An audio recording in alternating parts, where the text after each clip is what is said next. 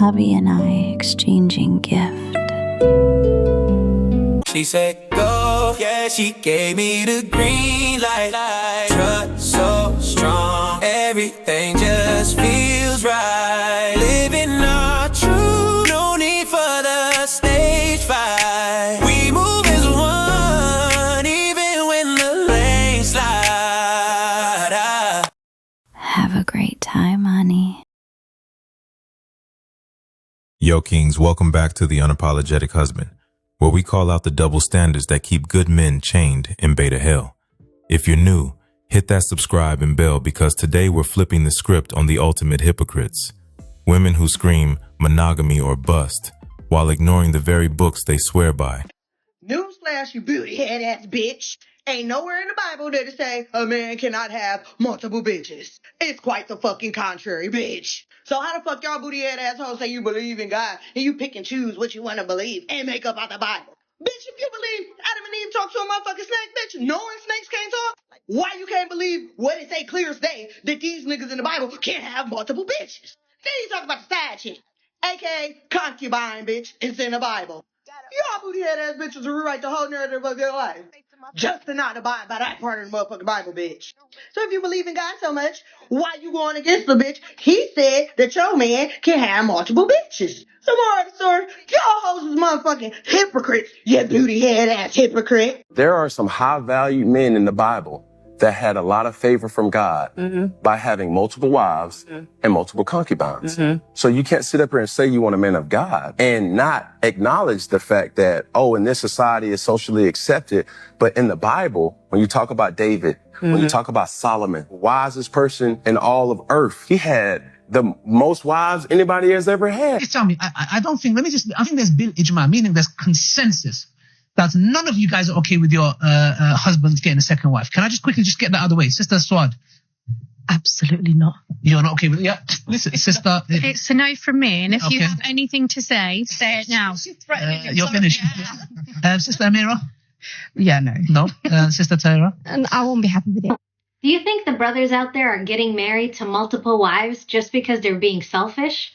No, it's because they're trying to grow the ummah. They're following the sunnah and they're helping single women by marrying them and giving them a good husband. So brothers, if you're out there, marry 3-4 wives, inshallah. May Allah bless all of your marriages. And if you can't do that, then at least marry 2. God has never been against poly. Only Christian religious people has been against it. God has supported poly all through the Bible. I can say scriptures that back it up. People will always be like, in Proverbs, they'll be like, a man who finds a wife finds a great thing, right? And I'll be like, do you know who said that line? King Solomon. And King Solomon had more wives than everybody. Yeah. So a lot of people don't even understand what they say. They'll quote something because they think that if God is saying something that's singular, that excludes anything plural. No, he's just saying something that's singular. If I find a wife, that's a good thing. If I find another wife, that's a good thing. That doesn't exclude having multiple wives, because God was clear about every commandment. Today's fire: women are the real hypocrites, cherry-picking God while demanding your balls on a leash. We're breaking down how devout Christian and Muslim women clutch their pearls at the idea of you having options. Even though the Bible and Quran straight up endorse polygyny for men, they follow the holy texts, except the parts that don't stroke their ego. And spoiler, marriage benefits her way more than you. Marriage is a business deal. Stop acting shocked. I want you to get something straight. Marriage isn't about love anymore. It's about contracts, assets, and liabilities. Don't believe me? Go ahead and get divorced. Watch how love turns into a war real fast. We live in a world where women are told they don't need men, and men are terrified of commitment because the system is stacked against them. Right. Half y'all are signing a legal agreement to combine finances, debt, and future earnings, and you don't even get a lawyer to look at it. But hey, you had a cute wedding. I'm not saying you don't get married, okay? I'm saying wake up. Stop walking into a lifelong business merger with zero negotiation skills and no exit strategy. So why risk it all on a woman who doesn't get your God-given drive? Only lock down a queen who understands male nature, or stay single and stack. Let's expose the game. First off, let's hit the scriptures. No cap. Straight facts. Start with the Bible, ladies' favorite guilt trip manual.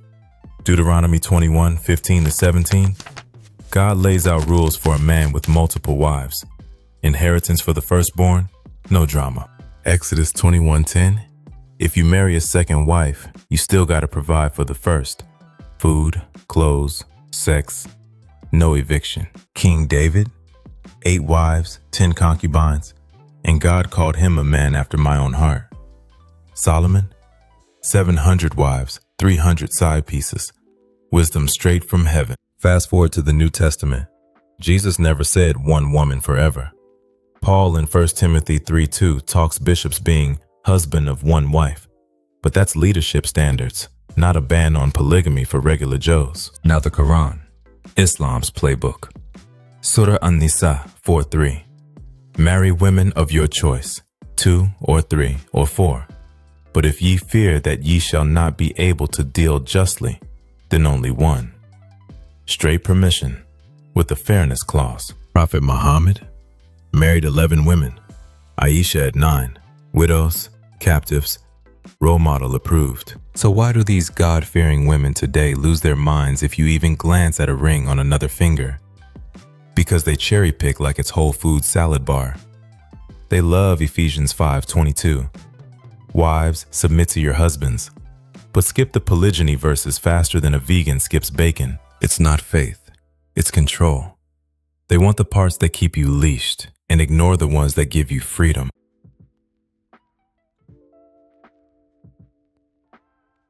Let's get real. Religious women aren't rebels against God. They're editors. Bible thumpers quote Proverbs 31 on the virtuous wife. Priceless, submissive, works hard. But when you mention Jacob with Leah and Rachel, 2 wives plus handmaids, crickets. Or Abraham with Sarah and Hagar. God's plan included the side chick. Quran Queen's hype, Surah An-Nur 24:31. Women cover up, guard modesty. But Surah An-Nisa 3, the 4-wife green light? That's cultural, not for now. Muhammad's 11 wives? Special prophet privilege. Nah, sis, it's selective amnesia. They follow. Submission clauses? Check. Keeps you providing. Modesty rules? Check. Controls your access. Hellfire for adultery? Check. But only if you step out. The divorce should be final soon, and I get to keep the house. They skip your right to variety? Deleted. Commands to honor your leadership? Patriarchy. Anything threatening her solo queen status? Erased. This ain't devotion. It's feminism in hijab or habit. They use God as a weapon against your nature, then cry oppression when you call it out. From my DMs, brother in Texas, church girl fiance flipped when he mentioned biblical polygyny. That's Old Testament, she said. Cool. So is no divorce. But you cool with that alimony threat? Hypocrisy level, expert.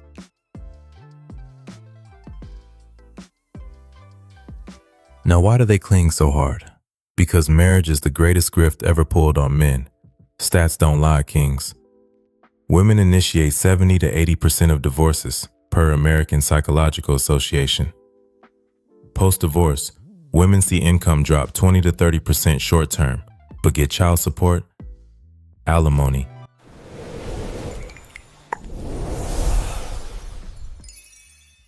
half your assets.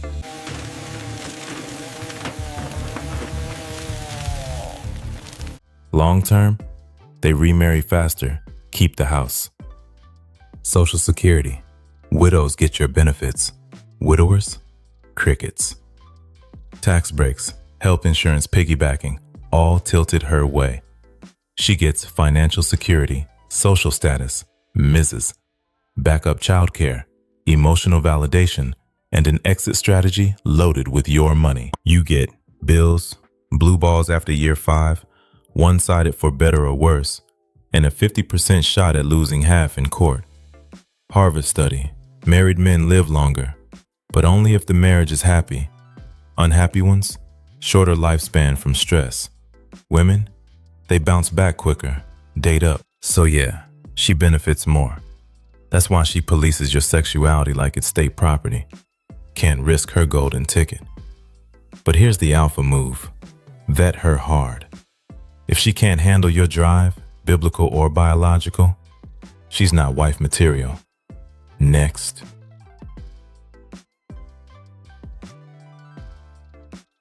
Final advice, kings. Don't simp for hypocrites. Marry a woman who understands male nature, sexually, spiritually, all of it. What does she look like? She reads the full book, knows polygyny was norm, not sin. She's secure. Your options don't threaten her throne. Pragmatic. I want your commitment, not your celibacy. High value. Builds with you, not drains. Test her early. Drop the nuclear question from last vid. If she freaks, walk. God made you a conqueror, not a monk. These women exist, often the ones who've traveled, read red pill books disguised as self-help, or seen too many simp divorces. They're rare, but worth the wait. Remember, marriage ain't a prison sentence. It's a kingdom. Build it with a queen who crowns you, not chains you. Look, fellas, women ain't the enemy. Hypocrisy is. Call it out, level up, and demand better. If this hit home, drop hypocrite exposed in the comments. Share your stories, church girl blow-ups, Quran quotes ignored. Let's build the brotherhood. Like, subscribe, and turn on notifications. Next week, threesomes ain't equal. Why FFM is fire, but MMF is a trap. This is the Unapologetic Husband. Stay unbowed. Stay unbreakable. I'm Tyreek. Peace.